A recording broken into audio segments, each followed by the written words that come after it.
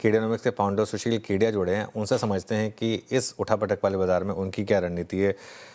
सुशील, good morning. सबसे पहले तो मैं आपके लिए एक अप्रिसिएशन देना चाहूँगा, क्योंकि अब देखिए वॉर होगी या नहीं होगी तो किसी को नहीं पता, लेकिन आपके चार्ट ने पढ़ लिया था कि क्रूड 100 के पार हो जाएगा, तब हम $50 50-60 पर थे। तो क्या देखा था आपने ऐसा चार्ट में? क्या वो वॉर दिख गई थी क्या आपको चार्ट में? और वो 100 के ऊपर गए, हम कल 115 तक गए। अब क्या ये 150 तक भी जा रहा है या फिर बस हो गया इसका टॉप?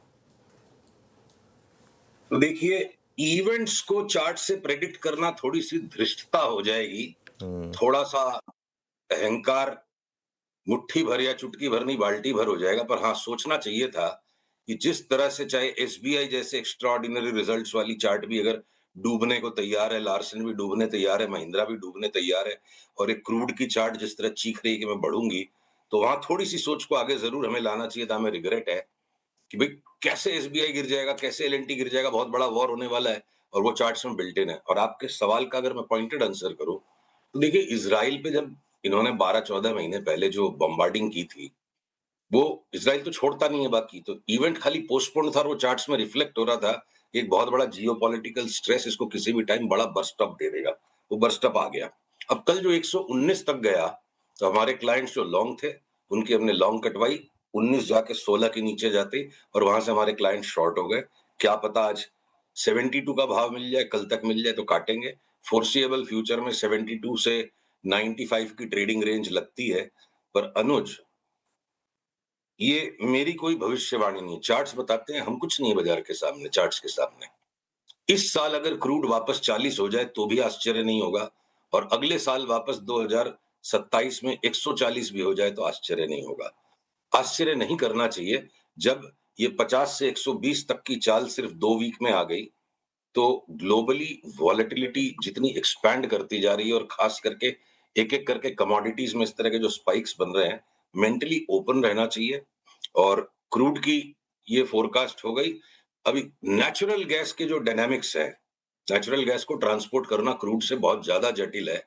और ये हेनरी हब फ्यूचर्स की डिलीवरी का जो प्राइस आता है नेचुरल गैस में, अमेरिका के अंदर नेचुरल गैस के 30 अलग अलग भाव है। तो हम जो ट्रेड कर रहे हैं फ्यूचर्स एमसीएक्स पर भी और नाइमेक्स पे भी, वो हेनरी हब फ्यूचर्स है। पर जैसे कि ये गैस सिलेंडर्स की शॉर्टेज, लोगों ने पैनिक एडजस्टमेंट के अंदर में एक्स्ट्रा गैस स्टोर करना शुरू की है, सरकार सतर्क है, तो सारे गैस स्टॉक्स की भी चार्ट्स बता रही है कि यहाँ से 60, 70, 80, 90% तक की चाल के लिए ये ऑलरेडी पूरे करेक्शन देके कंसोलिडेशन एक तरफ बन चुका है। दूसरी तरफ नेचुरल गैस की चार्ट जो है, भले ही क्रूड में हमें फिलहाल मंदी लगती है, नेचुरल गैस को यहाँ से बड़ा एक्सप्लोजन देता चला जाए, उस दिशा में हमारे क्लाइंट्स बार बार पोजिशनड हैं। देखिए, हम आपके चैनल पे आके वही बातें कर पाते हैं जो हम पहले से अपने क्लाइंट्स को बता देते हैं। ये हमारा धर्म भी है, दायित्व भी, और आपके दर्शकों को इस डिस्क्लोजर को हमेशा के लिए समझ लेना चाहिए कि हम अपने क्लाइंट्स के लिए काम करते हैं, आपके चैनल पे झलक देते हैं।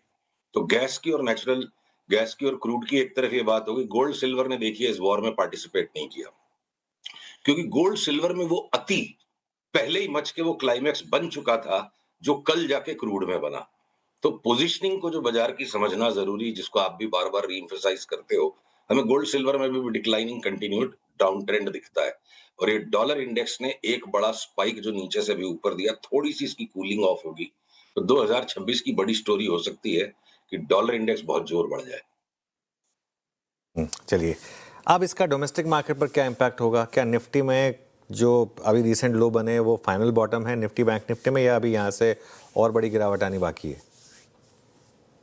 देखिए, कल के जो लो बने हैं, अगर पीसीआर मेरे स्क्रीन को शेयर कर पाए तो जरा दिखाएं इस चार्ट को। ये आवरली चार्ट जो निफ्टी की है, ये कल से जो लो बना है, इसके अंदर में वो इंटरनल पैटर्न्स नहीं है आवरली चार्ट में कि यहाँ से एक सस्टेनेबल अपमूव शुरू हो चुकी है। क्या पता ये जो रेजिस्टेंस 24,400 के आसपास है, एक बार उसको पार न करके कल के भी लो के थोड़ा और नीचे जाए निफ्टी अगले 2-3 दिन में, 4 दिन में, और उसके बाद ये एक बहुत बड़ी सस्टेन्ड मूव बनाए। 27-28 हजार की मूव कोई बहुत बड़ी चीज नहीं बची अनुज। जब आप 24,000 के बेस पर 28,000 की बात करते हो, तो 4,000 पॉइंट्स, यानी कि सिर्फ 16% की चाल है। अब ये बैंक निफ्टी की भी आप चार्ट को देखो कि कल के लो से थोड़ा सा और नीचे चले जाए, 55,000 का सॉलिड सपोर्ट है, और एक बार 55,000 जाने के पहले 57,800 के ऊपर बैंक निफ्टी न जाए, तो ये 55,000 से वापस 62,000 की जो बैंक निफ्टी की चार्ट के ऊपर हमने प्रेडिक्शन बार-बार शेयर की हुई है। बैंक्स अंडर परफॉर्म करेंगे और खास करके पीएसयू बैंक्स में डाउन ट्रेंड बरकरार रहेगा और निफ्टी को कुछ और ही स्टॉक्स ऊपर लेके जाएंगे।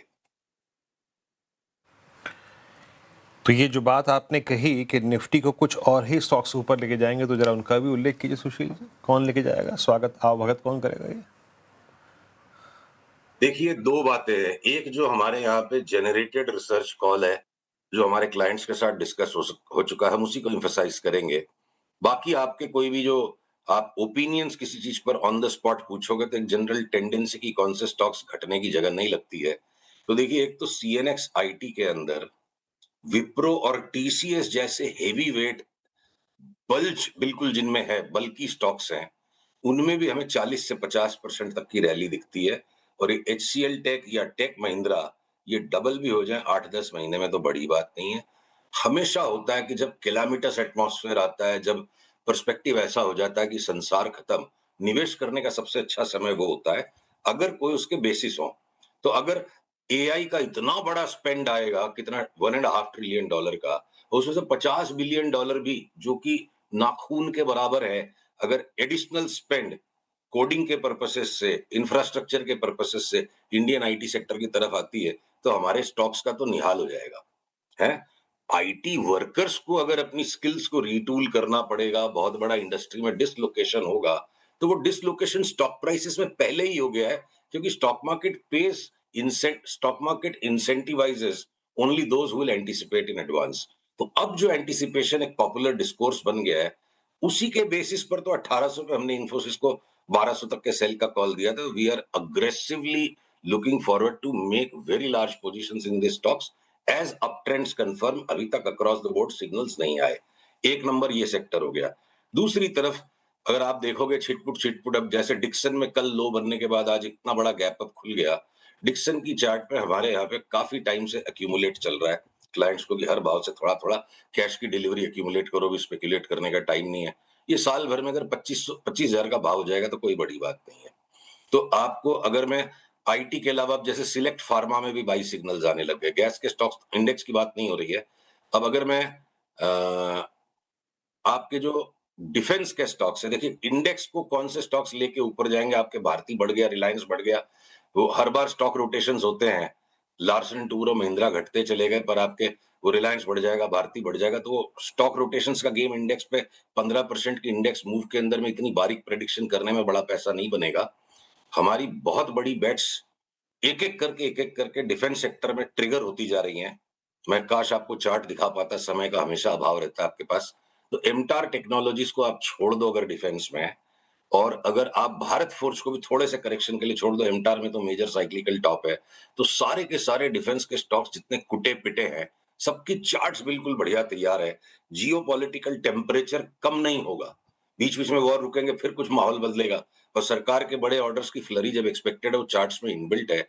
तो कोचिन शिपयार्ड या एचएएल या मजगांव या आपके इवन जेन टेक्नोलॉजीज, ये सारे के सारे अगर न्यू हाइस पे चले जाएं तो यहाँ से बहुत बड़ा परसेंटेज गेन होता है। तो आईटी हो गया, डिफेंस हो गया। अब आपके क्रूड ऑयल को लेकर के अब जो कोहराम मच रहा है, और अब सरकार ने अपना हाथ स्पष्ट किया कि हम प्राइसेस बढ़ाने वाले नहीं है। एचपीसीएल बीपीसीएल में जो हम साइक्लिकल टॉप की बात 1 महीने पहले से कर रहे हैं, 1.5 महीने पहले से, वो एचपीवीपी का डाउन ट्रेंड सस्टेन करेगा। पर वहीं आप कोचिन शिपयार्ड और कोचिन रिफाइनरीज और एमआरपीएल स्टैंड अलोन रिफाइनरीज, उनकी चार्ट्स भी बिल्कुल स्ट्रांग है और इन्वेस्टमेंट रैशनल भी मजबूत है कि वो जीआरएम जो एक बार -11 हो गया, वो टेम्पररी डिसलोकेशन है 2-4 दिन का। स्टैंड अलोन रिफाइनरीज में मोटा पैसा बनेगा।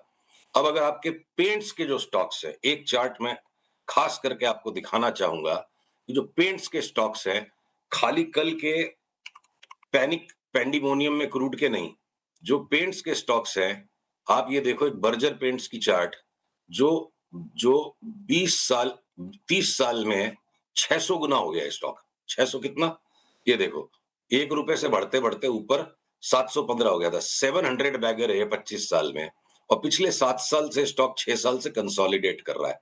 तो हमने अपने क्लाइंट्स के साथ ये रिसर्च शेयर की पिछले 8-10 दिन में, कि एक बार सारे के सारे पेंट स्टॉक्स लास्ट 5-7 साल की रेंज के हाई को टच करते लग रहे। एशियन पेंट्स 3200 हो जाएगा, बाकी सारे 50-60% बढ़ जाएंगे।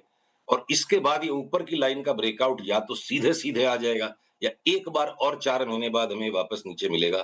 पर जो 5 साल के पर्सपेक्टिव पे इन्वेस्ट करते हैं, बड़ा पैसा वही कमाते हैं। ये buy today sell tomorrow intraday trading, ये सब अहंकार है। तो ये बर्जर पेंट्स हो सकता है 10 बैगर हो जाए यहाँ से अगले अगले 5 साल में। और ये सुनने में अतिशयोक्ति लगती है, पर इतिहास को देखिए, 30 साल में 700 गुना बढ़ा है स्टॉक। और इसके नंबर्स भी वैसे हैं और ये चार्ट भी वैसी मजबूत है। तो इस बाजार में हर जगह पर अलग-अलग टाइम फ्रेम पे बड़े पैसे कमाने के लिए स्टॉक्स अवेलेबल है, उन्हें हमें ढूंढना पड़ेगा। ओके, एनबीएफसीज में कोई आपके आइडियाज हैं क्या इस समय, बैंक से एनबीएफसीज में?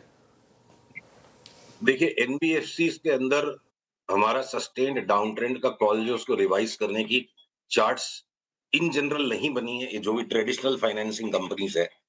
पर ये हुडको एलआईसी हाउसिंग फाइनेंस में अब सेटअप बनने लग गया है, बाई सिग्नल आया नहीं है, आएगा कुछ दिनों में। तो हम पहले अपने क्लाइंट्स को रिसर्च लिखेंगे, फिर आपके साथ डिस्कस करेंगे। पीएनबी हाउसिंग फाइनेंस में एक बाई सेटअप आ चुका है और ये एक बार 1100 की चाल के लिए निकल गया। हुडको एलआईसी हाउसिंग फाइनेंस, क्या पता 2-5-7 दिन में वो पैटर्न दे दे।